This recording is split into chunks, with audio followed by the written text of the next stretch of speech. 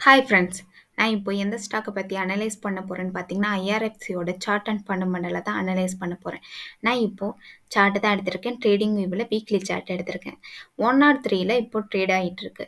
இது ஃபர்தரா மேல போணுச்சுன்னா, எது வரைக்கும் மேல போறதுக்கு வாய்ப்பு இருக்கு? அல்ல கீழ இறங்கி வந்துச்சுன்னா, எது வரைக்கும் கீழ இறங்கி வரதுக்கு வாய்ப்பு இருக்கு? எந்த இடத்துக்கு வரும்போது இத நம்ம அக்குமுலேஷன் பண்ணக்கூடிய இடமா கன்சிடர் பண்ணலாம்? அப்படிங்கிறத பத்தி நம்ம இப்போ பார்க்கலாம். இது ஐபிஓ எப்போ ஓப்பன் ஆனுச்சுன்னு பார்த்தீங்கன்னா,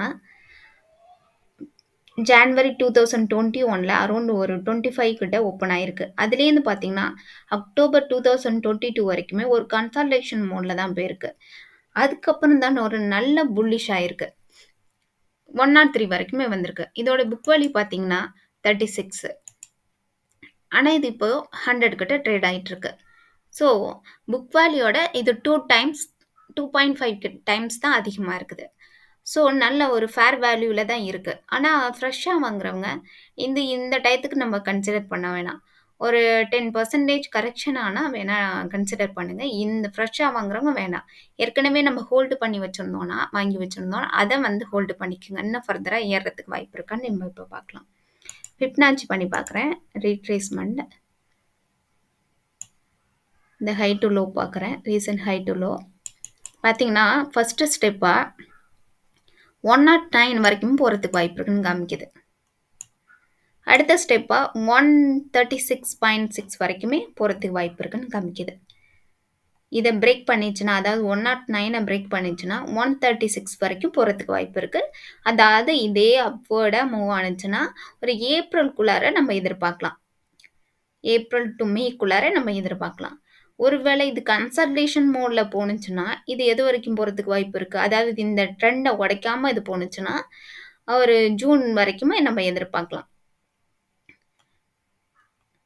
இதே ட்ரெண்ட்ல போணுச்சுன்னா, ஒரு ஜூனுக்குள்ளார 136 வரைக்கும் வாய்ப்பு இருக்கு.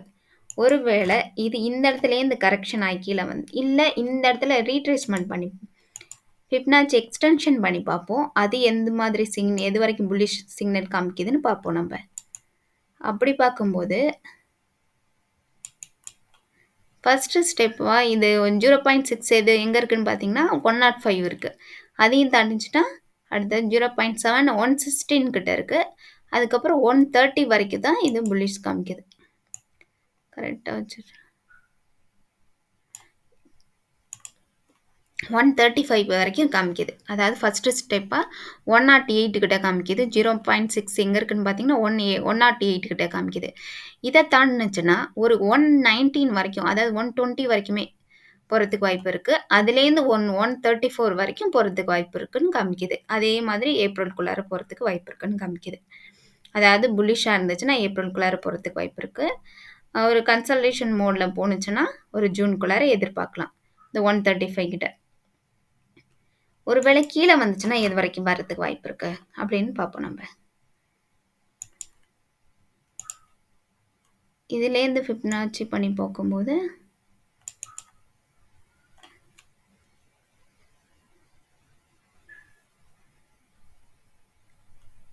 இதுலேருந்து 50% கரெக்ஷன் ஆனுச்சுன்னா, ஒரு 85 வரைக்கும் வரதுக்கு வாய்ப்பு இருக்கு. அப்படின்னு காமிக்குது. அதையும் தாண்டுச்சுன்னா, இந்த இடத்துல கொஞ்சம் சப்போர்ட் எடுத்துக்கிறதுக்கு வாய்ப்பு இருக்குன்னு காமிக்குது. அதாவது 73ல. அதையும் தாண்டுச்சுன்னா, இந்த இடத்துக்கு சப்போர்ட் எடுத்திருக்கும். 65. இதையும் தாண்டுச்சுன்னா, நல்ல பியரிஷ் ஆயிரும். இந்த இடம் தான் வந்து சப்போர்ட் எடுத்துக்கும்னு காமிக்குது. இங்கேருந்து லாங் வியூல வச்சு பார்ப்போம். லாங் வியூல ஃபிப்னாச்சி பண்ணி பார்க்கும்போது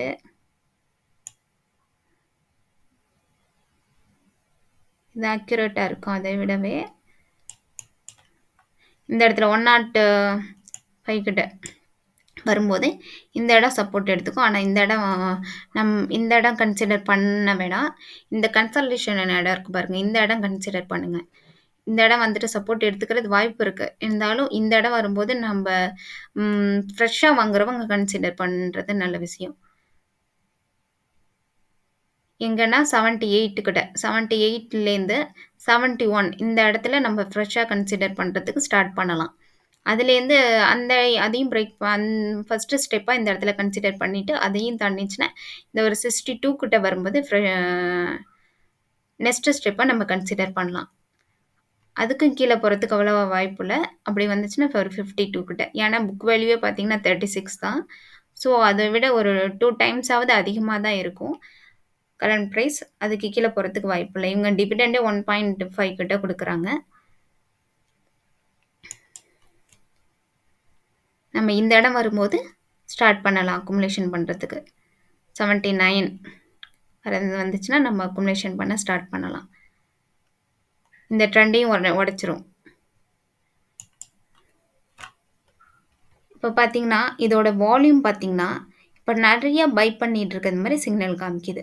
இதுவே வந்து புல்லிஷ்க்கு மாதிரி தான சிக்னல் காமிச்சிட்டு இருக்கு. ஸோ, அதனால நம்ப இப்போ வந்து இத டிஸ்ட்ரிபியூஷன் பண்ணக்கூடிய இடமா கன்சிடர் பண்ண வேணாம். கொஞ்சம் ஹோல்டு பண்ணிக்கிட்டு, இதோட ரியாக்ஷன் பார்த்துக்கிட்டு, நம்ப இந்த ட்ரெண்ட பிரேக் பண்ணாம இருக்கிற வரைக்கும் இத நம்ம செல்லிங் சைடு போகாம இருக்கலாம். ஃப்ரெஷ்ஷா வாங்குறவங்க இந்த ட்ரெண்ட பிரேக் பண்ணிட்டு ஒரு 80 கீழ வந்துருச்சுன்னா, நம்ம ஃப்ரெஷ்ஷா வாங்குறவங்க அத கன்சிடர் பண்ணிக்கலாம். இல்ல ஏற்கனவே ஹோல்டிங் வச்சிருக்கவங்க கூட அக்குமுலேஷன் ஆவரேஜ் பண்றதுக்கு கன்சிடர் பண்ணலாம். அத தாண்டி கீழ இறங்கி வரும்போது. எப்பவுமே வந்து ஒரு 80 இங்க பார்த்தீங்கன்னா 80, 90 வரைக்குமே ஆர்எஸ்ஐ வந்திருக்கு. வந்தோனே ஒரு செல்லிங் பிரஷர் வந்திருக்கு. ஒரு 70லேருந்து 70 கீழயே போகல பாருங்க. 60 கீழ போணுச்சுன்னா நம்ம கன்சல்டேஷன் மோட்ல போயிரும்னு சொல்லுவோம். ஆனா இது 60க்கு 70 கீழயே போல. 72லேருந்தே வந்து அப்படியே ஒரு புல் குடுத்துருக்கு. புல்லு குடுத்தது வந்து புல் ஆயிடுச்சு. ஆர்எஸ்ஐ ஏறியிருக்கு. 85 வரைக்கும் வந்திருக்கு. ஆனா இங்க ஆர்எஸ்ஐ வந்து 92 வரைக்கும் வந்திருக்கு. எங்கன்னு பார்த்தீங்கன்னா 192ல பிரைஸ் வந்து 92ல இருக்கும்போது, ஆர்எஸ்ஐ 92ல இருக்கு. இப்போ 103 கிட்ட இருக்கு இதோட பிரைஸு. இது ஆர்எஸ்ஐ வந்து இது ப்ரீவியஸ் ஆர்எஸ்ஐ விட இது கம்மியா தான் சிக்னல் காமிச்சிருக்கு. இது ஃபர்தரா இன்னும் ஒரு கொஞ்ச நாள்ல இறங்க தான் போகுது. ஆனா இப்போ ஷார்ட்டா உடனே இறங்க போகுதுன்னு சிக்னல் காமிக்கல. இன்னும் ஒரு 3 மந்த்ஸ், 6 மந்த்ஸ்க்குள்ளார இது இறங்குறதுக்கு வாய்ப்பு இருக்கு கண்டிப்பா. அதுவரைக்கும் நம்ம ஹோல்டு பண்ணிக்கிட்டு, இதோட ரியாக்ஷன் பார்த்துக்கிட்டு நம்ப புக் பண்ணிக்கலாம்.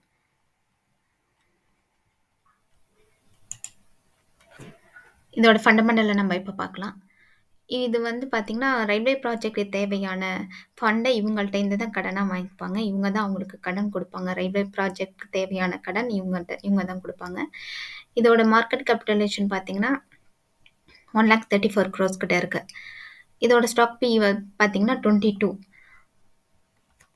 இதோட ப்ரமோட்டர் பார்த்தீங்கன்னா 86 கிட்ட இருக்கு. ஸோ இவங்களுடைய ப்ரமோட் ஹோல்டிங்க ரெட்யூஸ் பண்ணாங்கன்னா, இது ஃபர்தரா இறங்கும். அது வரைக்குமே இது வந்து இறங்குறதுக்கு வாய்ப்பில்ல. எப்போ வந்து ப்ரமோட்டர் வந்து இவங்களோட ஹோல்டிங்க ரெட்யூஸ் பண்றதுக்கு வாய்ப்பு இருக்கோ, அப்போ வந்து இது கரெக்ஷன் போறதுக்கு வாய்ப்பு இருக்கு. அப்போ வந்து நம்ம டிஸ்ட்ரிபியூஷன் பண்ற இடமா கன்சிடர் பண்ணலாம். இன்னொரு பாயிண்டாவும் இத யோசிக்கலாம். எஃப்ஐ ஹோல்டிங் பார்த்தீங்கன்னா 1.14 தான் இருக்காங்க. கரண்ட் ரேஷியோ பார்த்தீங்கன்னா 11 கிட்ட இருக்கு. இவங்க இதோட இன்ஸ்ட்ரிக்ட் வேல்யூ பார்த்தீங்கன்னா 71 தான் காமிக்குது. இந்த பேஸ் பண்ணி நம்ம பை செல் பண்ணக்கூடாது. ஜஸ்ட் ஒரு கிராஸ் வெரிஃபிகேஷனுக்காக பண்ணிக்கலாம். லாஸ்ட் குவார்ட்டர்ல இவங்க 15% சேல்ஸ் குரோத் காமிச்சிருக்காங்க. ப்ராஃபிட் குரோத் வந்து நெகட்டிவ்ல காமிச்சிருக்காங்க. லாஸ்ட் 3 இயர்ஸ்ல சேல்ஸ் குரோத் பார்த்தீங்கன்னா 21% கிட்ட இருக்கு. லாஸ்ட் 3 இயர்ஸ்ல ப்ராஃபிட் குரோத் பார்த்தீங்கன்னா 25% கிட்ட இருக்கு. இந்த வீடியோ பார்த்தீங்கன்னா, எஜுகேஷனல் பர்ப்பஸ்க்காக தான். இத பேஸ் பண்ணி பை, செல் பண்ண வேணாம். உங்க ஃபினான்ஷியல் அட்வைசர் கிட்ட கன்சல்ட் பண்ணிக்கிட்டு பை, செல் பண்ணுங்க.